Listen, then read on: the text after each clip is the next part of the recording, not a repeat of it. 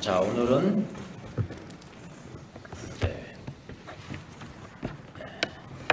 지난번에는 구원의 객관적 구원 사건, 그거를 캐리그만하고 있습니다. 캐리그만. 그러니까 예수님에 따라든 제자들이 예수님이 메시아시다, 그리스도이시다 라는 것을 언제 깨닫게 되었냐면은 예수님이 부활하신 다음에 깨닫게 됐다 이 말입니다. 그래서 그들이 그때부터 외치기 시작했습니다. 예수가 우리를 위해서 죽으셨고 우리를 위해서 부활하셨다. 그걸 2000년 전에 외치기 시작했습니다. 그래서 그걸 선포된 복음이에요. 선포된 복음. 그러니까 그것은 절대적인 객관적 사건이에요. 왜 절대적이라는 표현을 써요? 절대적이라는 의미가 대단히 중요합니다. 상대적이라는 것은 뭐냐? 상대적이라는 것은 뭐냐? 팔레스타인 쪽에서 일어난 역사적 사건은 우리하고는 관계가 없어요. 그게 상대적이에요. 그렇죠? 또 중동에서 일어난 사건은 우리하고 상관없어요. 상대적이에요. 더구나 2000년 전에 일어난 역사적 사건은 2000년 이후를 사는 우리에게는 우리하고는 별 관계가 없어요. 그걸 상대적이다. 그러나 예수님이 팔레스타인 지역에서 십자가에 못 박혀 죽으시고 부활하셨다는 사건은 상대적인 사건이 아니고 절대적이다. 절대적이라는 게 뭐냐? 그러면 이 세상 역사에서 일어난 사건이 아니고 초월, 이 역사를 초월하신 하나님이 이 땅에 오셔서 일어난 사건이다. 그러니까 하나님의 사건은 시공을 초월하는 것, 그게 절대적이다. 그럼 절대적이라는 사건은 팔레스타인 지역에서 일어난 사건은 2000년 이후에 한반도에 있는 나에게도 의미가 있는 사건이다. 그걸 뭐라고 그래? 절대적 사건이다. 그렇게 이야기해요. 그렇죠? 상대적으로 나하고 관계없어. 내가 무슨 그게 뭐 2000년 전에 팔레스타인 지역의 사건 무슨 상관이 있냐고. 근데 상관이 있어요. 왜냐하면 하나님의 사건이고 그건 절대적이기 때문에. 그럼 그 절대적인 사건이 2000년 이후에 오늘 한반도에 있는 여러분과 저에게 효과가 나타나기 위해서는 어떻게 해야 되는가? 그게 이제 오늘 우리가 배워야 될 겁니다. 효과가 나. 그걸 주관적 구원이라. 객관적 구원, 캐리그만은 객관적 구원 사건. 그걸 내가 믿음으로 받아들이면은 2000년 이후에 한반도에 있는 저에게 예수님의 죽으심과 부활하심의 효력이 내게 일어나는 거예요. 그거를 구원의 주관적 적용 또는 주관적 사건이다. 오늘 배우는 것이 바로 그 유임을 다 받으셨죠? 2000년 전 하나님께서 이루신 구원의 사건. 어떻게 오늘 살아가는 우리에게 적용될 수 있을까? 이거 굉장히 의문을 많이 가지십니다. 앵간한 정도의 그 이의를 제기하시는 분들은 이거 항상 말해요. 그 거의 넘버원으로 들어가는 오브젝션입니다. 쉽게 말하면. 잘 아시고 여러분이 대답할 수도 있고 여러분도 그렇게 믿으셔야 되는 겁니다. 자, 절대적이라는 말을 조금 제가 또 이렇게 한번 설명해 볼게요. 절대적 사건.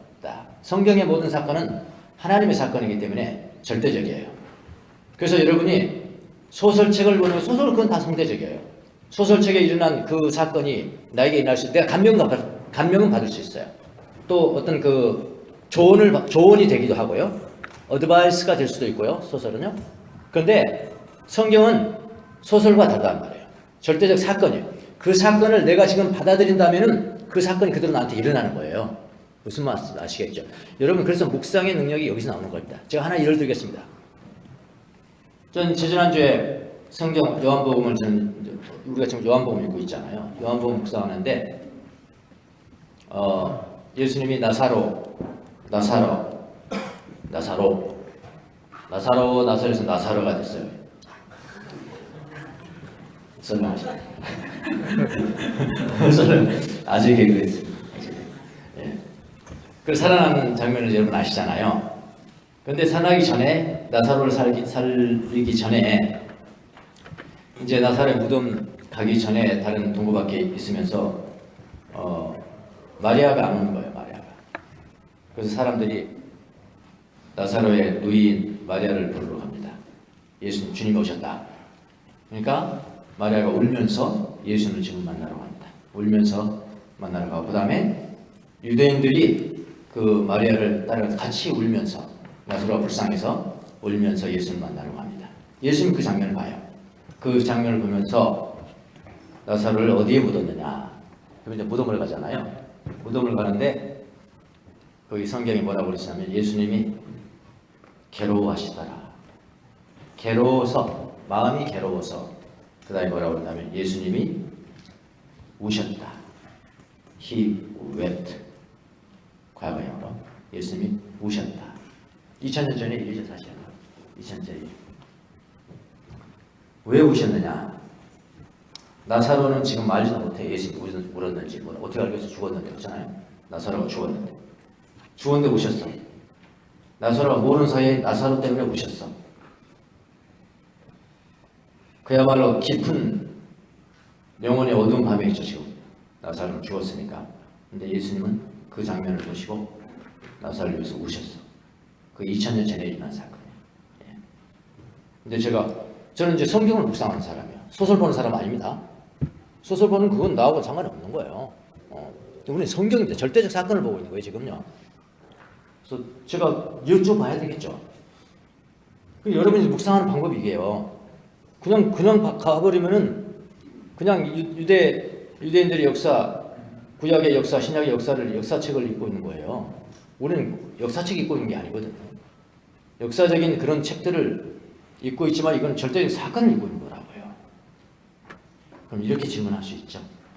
여러분이 내가 나사로 입장이 돼보는 겁니다. 주님, 제가 나사로 같이 이렇게 어두운 밤에 있을 때도 우실 건가요? 말도 안 되는 질문도 하실 수 있어요. 하나님 앞에 다 받으십니다. 말도 안 되는 질문 하세요. 이렇게. 제가 이렇게 해서 우실 거죠? 우셨잖아. 예수님 우셨다. 예수님 우셨어. 하나님 우셨다고. 나사로를 보고 너무나 어두운 밤에. 나도 그럴 수 있잖아요. 저도 이렇게 오셨어요. 그러는데 주님이 다 말씀하시더라고요. 어떻게? 나는 네가 어둠 가운데 헤매고 있을 때마다 널 위해서 울었다. 난 몰랐거든요. 나사도 몰랐잖아요. 나사도 몰랐죠. 자기도 모르면서도 예수님 울 수가 있거든요. 근데 그걸 안다요. 알면은 그럼 어떻게 돼? 내가 어둠 가운데 있는데 예수님이 울었다는 사실을, 지금까지 울어왔다는 사실을 내가 지금 알았어. 지금 예수님의 음성을 들었어. 어떻게 돼? 나도 울고. 그게 묵상이에요. 그러니까 성경의 사건은 절대적이에요. 내가 묵상하고 믿으면은 그게 나한테 일어난다는 거예요. 구원뿐만 아니라 모든 것이 그래요. 묵상을 그렇게 하셔야 돼요. 하고 항상 여러분이 나사로도 돼보고 탕자도 돼보고 주님 앞에 안겨보기도 하고, 우리 묵상할 때는 묵상의 방법이잖아요. 그래서 주님과 대화하는 거예요. 절대적 사건이라는 것은 그런 의미가 있습니다. 예. 자, 따로 갑시다. 자, 구원의 주관적 적용의 문제죠. 그래서요, 오늘날 살아가는 우리에게 무슨 의미가 있을까? 우리가 어떻게 구원을 받습니까? 그건 바로 여러분이 잘 아시다시피 믿음으로 받는 겁니다. 믿음으로. 이제 믿음이 문제가 되겠죠. 믿음으로 받습니다. 그리고 그리스도 안에서 하나님이 이루신 구원은 그러니까 객관적 구원이죠. 객관적 구원은 믿음을 통해서 우리에게 개개인에게 효력을 발생한 것이다. 제가 지난번에 말씀드렸죠. 고칠 수 없는 전염병, 박신이 발명이 됐습니다. 발명된 거 가지고는 안 돼. 그거 어떻게 돼? 주사 맞아요. 주사 맞아야 나는 거야. 박신 발견됐어요 해봐야 아무래도 안 돼. 동시에 맞아야 돼. 주사 맞아야 내가 낫는 거야. 똑같아요.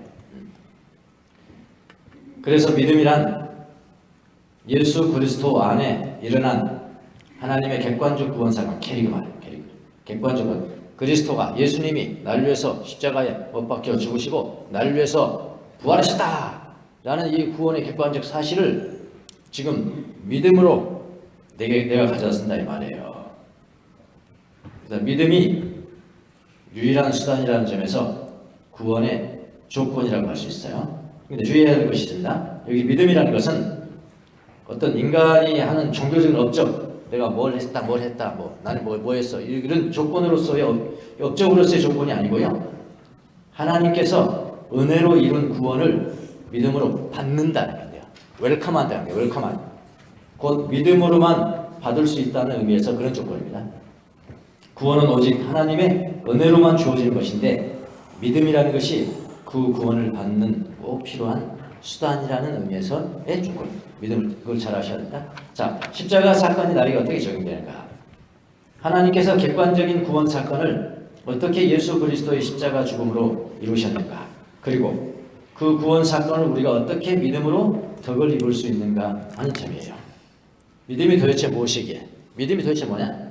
믿음이 도대체 무엇이기에 우리가 믿음을 통해서 하나님의 구원 사건을 더 입을 수 있을까요? 우리가 무턱대고 믿으면 구원받는다고 하지만은 좀 더 믿음의 성격을 분석해 볼 필요가 있습니다. 그래야 우리의 구원이 확실해져요. 자, 믿음의 본질적 믿음이라는 그 단어, 그 본질적인 의미는 선포된 복음 아까 제가 말씀드렸죠. 선포된 복음. 2000년 전에 예수님이 날 위해서 십자가에 죽으셨고 날 위해서 부활하셨다. 이 제자들이 선포된 복음을 내가 받아들이는 거예요.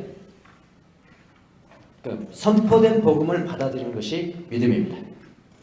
이제 신약성경을 보면은 믿는다는 동사가 항상 영어로 본다면 believe that, 데디아를 믿는다. 이렇게 연결됩니다. 데디아. 예를 들어서 believe that Christ died for us. 그러니까 우리를 위해서 죽었다. 그리스도가 죽었다는 것을 믿는다. 이런 형식으로 되어 있죠. 즉 예수님이 우리를 위해서 돌아가셨다는 것입니다. 따라서 예수님이 우리를 위해서 죽고 우리를 위해서 부활하셨다는 이것이 복음의 구원론적 정의인데 이거는 고린도전서 15장 3절 4절에서 볼 수 있는 복음의 요약입니다. 그래서 이것을 예수가 우리를 위해서 죽고 우리를 위해서 부활하시다 이것을 받아들이는 것, 그것이 믿음이에요. 그래서 영어 표현으로는 that 이하의 내용이 요약되어서 신약 성경에는 뭐라고 그랬냐면은 또 다른 표현을 쓰였어요. To believe in Christ.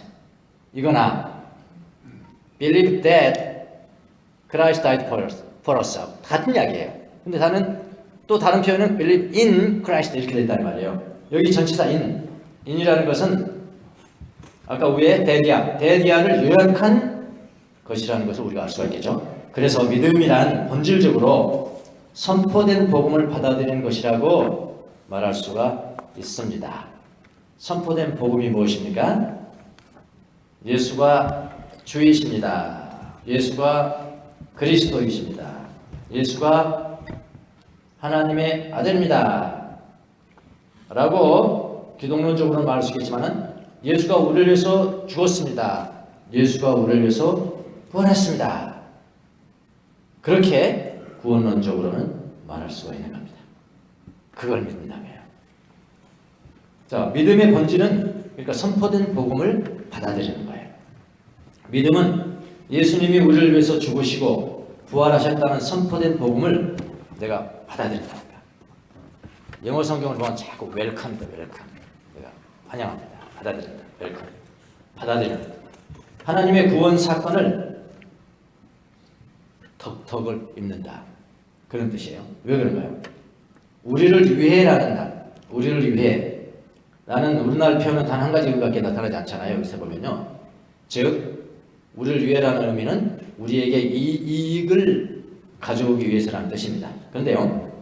히라의 이제 헬라어를 보면은 헬라어는 적어도 세 가지 의미가 포함되어 있습니다. 뭐가요? 우리를 위해서라는 이 단어가. 즉 첫 번째 의미는 뭐냐면 내 대신에 이런 뜻이에요. 내 대신에. 두 번째 뜻은 뭐냐면은 나를 대표해서, 우리를 대표해서 이런 뜻이고요. 세 번째는요. 우리나라 말하고 똑같이 우리에게 이익을 가져오기 위해서. 뭐라고요? 우리 대신에. 두 번째는 우리 대표적으로. 세 번째는 우리의 이익을 위해서. 그러니까 대신과 대표란 말은 조금 다릅니다. 대표라는 말은 한 사람 대 모두, one for all, 모든 사람에서 한 사람이, 그런 이야기, 대표, 그게 대표입니다. 그래서 예수 그리스도께서 우리 모든 사람을 한꺼번에 대표하셨다는 뜻이에요. 대표, 그게 대표입니다. 그리고 또 대신이라는 것은 뭐냐면은 내가 죄인이기 때문에 내가 하나님으로부터 분리돼서 내가 벌받을 상태가 있었잖아요. 내가 벌받아야 되잖아요. 벌받아야 되는 것인데 예수님이 내가 벌받아야 될 그 벌을 내 대신 받으셨다. 대표와 대신 구별되시죠? 그래서 예수 그리스도의 죽음은 대표적이고 동시에 대신적이고, 한 가지 더 붙이면 우리의 이익을 위해서, 그거 다 포함된다. 그래서 이 두 대신과 대표 이 두 개념을 합해서 내포적 대신, 내포되어 있는 대표적인 대신 그런 뜻입니다. 내포적 대신이라고 합니다. 예수 그리스도의 십자가 죽음은 내가 받을 벌을 대신해서 받은 대신적 죽음이시고요. 우리를 모두 대표해서 대표적으로 죽으신 죽음이고요. 그래서 예수님의 죽음의 대신적 성격이라는 것은 뭐냐면은 죄 없으신 예수님이 우리의 죄, 나라게도 돼요. 나의 죄에 대한 하나님의 벌을 받으셨고, 그 다음에 나의 죄가 초래한 죽음을 내 대신 감당하셨다는 것을 의미합니다. 오늘 이사야서 53장 우리 박정환 형제가 그 노래를 불렀는데 이게 그 말이에요. 그 다음에 그게 대신적이고 대표적, 예수님의 죽음의 대표적이라는 것은 뭐냐면은 이거 잘 아셔야 돼요. 대신적, 대표적, 아주 본질적인 겁니다. 이거 대표적 성격이라는 건 뭐냐면은 예수님의 죽음에서 예수님이 우리를 대표해서 원칙적으로 우리의 죽음이 그의 죽음 안에 내포되어 있어요. 그러니까 내가 죽지 않더라도 이미 그분이 대표적으로 죽으셨으니까 나는 죽은 거나 마찬가지야. 자, 이거는 군대 갔다 온 사람 잘 알아. 여기 제일 잘 알아. 그저께 저대에서 지환이가 제일 잘 알아요. 지금도 그런 있나? 우리 군대 다닐 때는 이런 게 있었어. 뭐 잘못하잖아. 대표로 맞아. 그래서 대표 다 보고 이제 차려 시켜놓고 그 다음에 누굴 부르냐면은 저기 내무반장 나와. 지금 내무반장이라고 나? 내무실이라고 나? 분대장이라고 해. 우리는 내무반장이라고 했어. 내무반장 나와. 보통 이제 병장 혹은 화사관. 내무반장 안전분장하고 나와. 그럼 안전분장 해야 돼. 연병장 50바퀴 돌아. 혼자 돌아. 우리는 어떻게? 쫄병들은 다 보고 있었고. 우리가 다 받아야 되는데 다 똑같은 저걸 받아야 되는데 대표로 그냥 그 연병장 50바퀴 돌아요. 그러면 나도 동부실까요? 당연히 동부에 나 그 다음에 도는 게 아니에요. 그거 끝나는 거예요. 대표로 받은 것이니까. 이해가 되시지? 네. 예. 뭐 군대 얘기하면 금방 이해가 되시죠. 그게 대표예요. 그러니까 예수님이 죽으신 그것은 우리를 대표해서 죽으신 것이니까 끝나버린 거야. 그건 우리는 끝나버리는 거야 이제.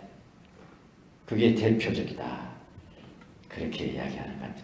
그래서 우리의 죽음이 예수님의 죽음 안에 내포되었다는 거 의미하는 것입니다. 그러니까 예수님의 죽음의 두 가지 성격 분명히 아십시오.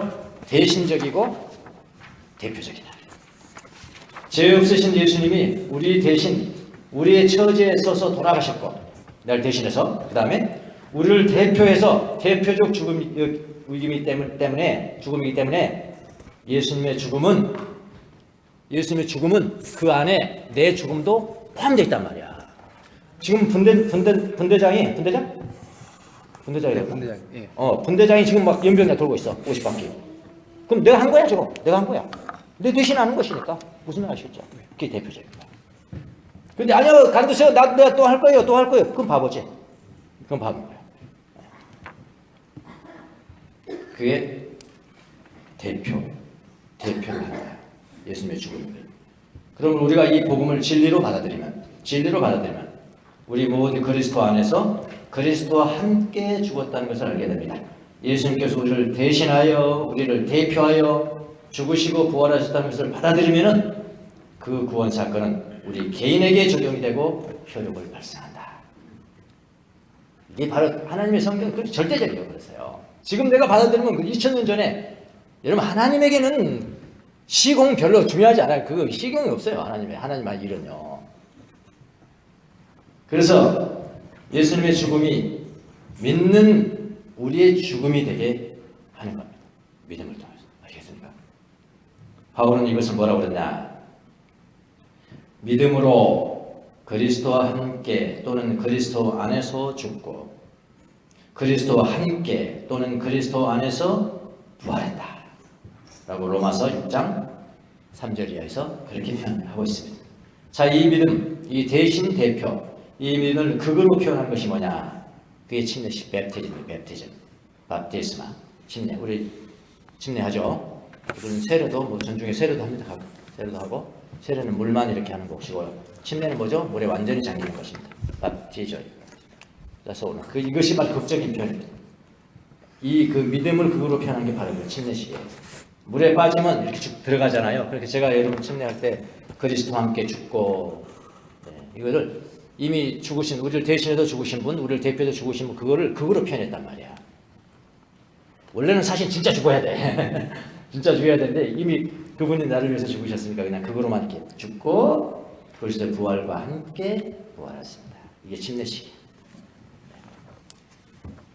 물에 빠지면 예수님과 함께 죽고 장사 지내는 것을 상징하고요. 그리고 물에서 다시 나오면 깨끗이 씻긴 새로 창조된 하나님의 아들로 부활함을 상징한 겁니다. 상징. 세례식 그런 거예요. 자, 믿음이 그리스도와 우리를 연합시킴으로 인해서 믿음에 의해서 우리는 그리스도의 그러니까 믿는 사람은 어떻게 되냐? 그리스도의 됨됨이에 참여하게 된다. 그러니까 예수님의 됨됨이가 나의 됨됨이가 되버려요. 예수님의 됨됨이는 뭡니까? 하나님의 아들이에요. 하나님을 아바라고 했어요. 아빠라고 부르는 분이야. 누가? 예수님이. 근데 내가 그 예수님의 죽으신과 부활하신 믿어버렸어. 그럼 나도 예수님처럼 되어버리는 거예요. 그럼 나도 하나님을 어떻게? 아버지라고. 하나님을 아버지라고 그러고 하나님의 아빠가 되는 것이고. 그게 하나님 예수님의 됨됨이. 그 다음에 두 번째는 예수 그리스도가 하신 일에 우리가 참여하게 돼요. 그분은 어떻게 돼요? 철저하게 하나님을 의존했고 철저하게 하나님께 순종하는 삶을 사셨잖아요. 예수님 있잖아요. 우리도 그렇게 돼요. 그렇게 해야 되는 거예요. 그리스도와 우리와 하나이기 때문에 그런 겁니다. 그리스도가 하나님의 아들이므로 나도 하나님의 아들이고 믿는 사람도 하나님의 아들이고 하나님에 대한 그리스도의 순종이 예수님의 순종이 나의 순종이 되는 거예요. 자, 이것이 바로 구원의 주관적 사건이다. 또는 주관적 구원 사건이다. 너무 분명하죠. 너무 과학적이고요. 어떻게 보면 머리 이성적으로도 이해되는 거예요. 이거요. 마치 우리 복음 사건이 복음의 객관적 사건, 주관적 사건이 마치 미련하고 못 배우고 비천한 하층민이나 믿고 마치 미신처럼 믿고 그런다고 생각하면 천만에. 진짜 머리 좋은 사람은 이거 그냥 이해되는 겁니다. 그냥 이해되는 거예요. 자, 그럼 우리가 이렇게 구원을 받았는데 우리가 믿음으로 말미암아 예수님을 받아들이고 구원받은 것을 그림으로 몇 가지 이제 그려준 게 있습니다. 그래서 주관적 구원 사건은 성경 은유들 몇 가지 들어가고 있는데요. 저는 이렇게 믿으면 어떻게 되냐면은 칭의 justification 그래요. 칭의 이거는 법정용입니다. 법정용. 법정에서 심판관에 의해서 무죄 석방받는 것. 이미 너 벌 받았어. 아, 나 안 받았는데요? 너 예수님 믿잖아. 나 예수님 믿어요. 그러면 그분께서 대표로 너 벌 받은 거야.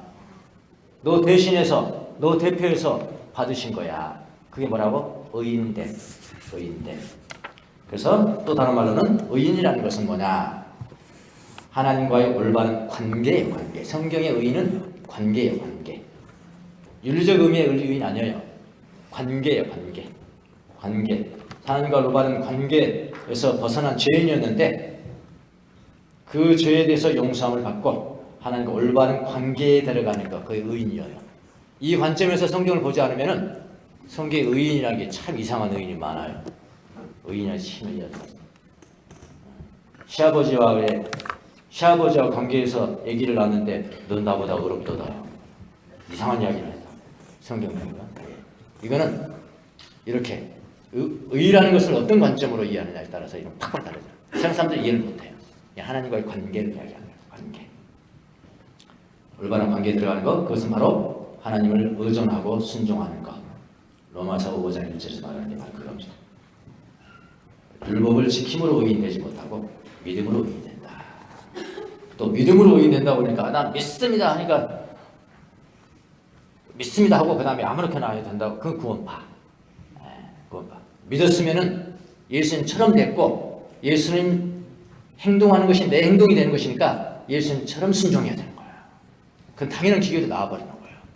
그러니까 이상한 말은 구원파 아니라고 그러는데 보면 구원파들이 얼마나 많은지 몰라요. 나 구원받냐 받았다. 멋대로 살아라. 그거 아니에요. 예수님처럼 사는 거예요. 두 번째 그림. reconciliation. 화해함이라는 것은 인간관계에서 오는 그림입니다. 하나님과 인간이 적대적 관계에 있는데 내가 하나님과 그 적대적 관계에 있는데 믿음으로 말미암아 이제 하나님과 인간 믿는 나가 친구 관계로 회복이 됐다. 그게 화해한다. 그게 화해입니다. 친구가 싸우다가 야 우리 화해하자 하잖아요. 화해입니다. 더 이상 불화가 없고 평화가 있습니다. 이 객관적 화평 상태에서 하나님의 심판에 대해서 더 이상 두려워하지 않는 주관적인 평안함이 오는 거예요. 또 하나님으로부터 분리된 자의 불안에서 벗어나고 해방을 찾는 것. 이것을 화해라고 합니다. 화해 되셨어요? 화해 되셨냐고? 하나님과 화해 되셨냐고? 세 번째, 하나님의 아들됨, 어답션, 입양됐다. 이거는 가족관계에서 오는 그림입니다. 가족관계. 이스라엘 백성들은 하나님과의 언약관계에 있는 하나님의 아들이라고 불렸었어요. 구약에 보면. 그러나 이스라엘 백성들은 그 언약을 파기했습니다. 그게 구언약이에요. 구언약. 왜 그러냐면 하나님을 의존하지 않았고 하나님을 순종하지 않았습니다. 이에 이 구언약을 폐기하고 하나님께서 새로운 언약을 세우실 계획을 이미 하고 계셨어요. 이미 알고 계시고 하고 계시고. 구약에 새 언약이 다 나와. 구약에. 새 언약을 세우시겠다고 구약에서 이미 말하는 거야. 신약에서 말했으면 하나님 너무 늦게 모르셨구나. 우리가 이스라엘 백성들이 전부 다 걸 모르셨구나. 그렇게 했지만 아니 이미 하시고 이미 구약에서 세우셨어. 다니엘서 7장, 이사야서 42장, 49장, 53장 이게 다 새로운 언약의 지금 예언입니다. 이런 예언들을 성취하실 분이 오셔서 우리를 하나님의 자녀로 만들 구원자가 오실 것이라고 예언하셨습니다. 그분이 바로 예수 그리스도입니다. 그분이 십자가의 죽음으로 무슨 언약? 새로운 언약을 세우셨어요. 십자가의 죽음. 여러분 구원약은 어디서 있었을까요? 시내산에서 있었죠. 모세가 이스라엘 백성들을 놓고 모세가 그 짐승을 잡고 제사를 피를 뿌려요. 너희들 하나님의 말씀 잘 들으면 하나님은 여러분의 아버지가 되고 여러분은 하나님의 자녀들이 될 것입니다. 잘 지키고 잘 사세요. 그게 시내산 언약이야. 구약이 됐어. 안 지켰으면 구약. 시내산에서 구약할 때도 핏부림이 있었어요. 짐승의 핏부림이 있었어요. 그 짐승은 그림자예요. 본체가 왔어. 하나님의 아들의 핏부림이 있어야 돼. 그게 새로운 언약이야. 그러니까 모세가 시내산에서 지었던 그 언약과 예수님의 십자가상에 죽으신 언약, 그거는 진본이라는 거예요. 그거는 옛 언약은 그림자라는 거예요. 아시겠나요? 그게 대비가 됩니다. 구언약, 옛 언약, 새 언약. 그러니까 그리스도가 죽으심으로 말미암아 제물을 드림으로 말미암아 새 언약이 하나님과 맺어진 거예요. 그래서 예수님이 최후 만찬에서도 그런 말씀하셨죠. 이 잔은 새 언약을 세우기 위한 피다.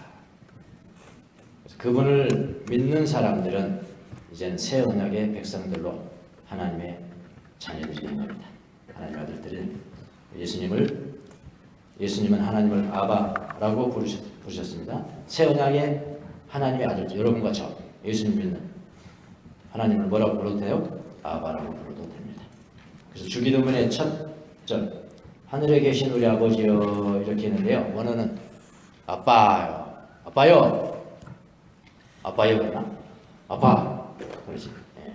아버지여 이렇게 되는데 우리 원어에는 아빠 이렇게 주기도문 아빠. 여기 아버지가 바로 아바라는 뜻입니다. 네 번째 그림, 새로운 피조물.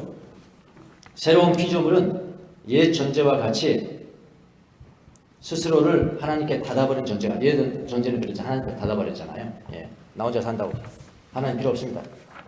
하나님의 원래 뜻대로 하나님께 열린 존재로서 하나님께 의존하고 하나님께 절대 순종하는 올바른 관계, 올바른 관계를 전혀 갖는 전혀 새로운 사람이 되었다는 의미입니다.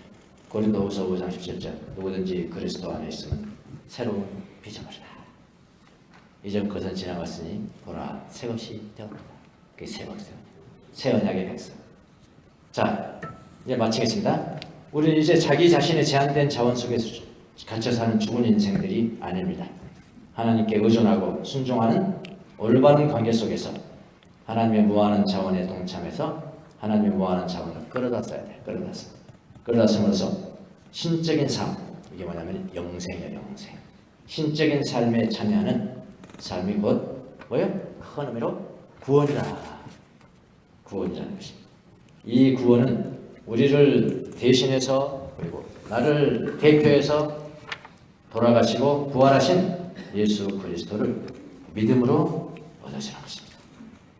그러니까 여러분이 나 예수님 믿어 하면은 지금은 좀 부끄럽고 좀 어딘가 좀 부끄럽고 조금 못난 사람들이 하는 것 같은 그런 생각도 들기도 하고 참 회개해야 돼. 우리 마음대로 회개해야 돼. 굉장한 이야기야. 나 예수님 믿어 한다는 것은 2000년 전에 하나님께서 오셔서 개입한 이 역사 속의 절대적 사건이 2000년 이후에 나에게 효력을 발생하게 하는 그런 것이다. 그게 부끄럽습니까? 나 예수님 믿어요 하는 게 부끄러운 것이냐고요. 나 예수님 믿어요 하는 게 무슨 부정적인 의미를 가져다 주는 것이냐. 아니요. 그건 자랑스러운 것입니다. 담대하게 2000년 전에 선포됐던 그 캐리그마가 2000년 이후에 지금 한반도 살아가는 여러분과 저에게 믿어지는 역사가 일어나시기를 바랍니다. 그래서 절대적인 하나님, 내 주관적인 하나님으로 역사하시는 그런 삶을 사시는 여러분이 되시기를 바랍니다. 자, 오늘 발표 누구시죠?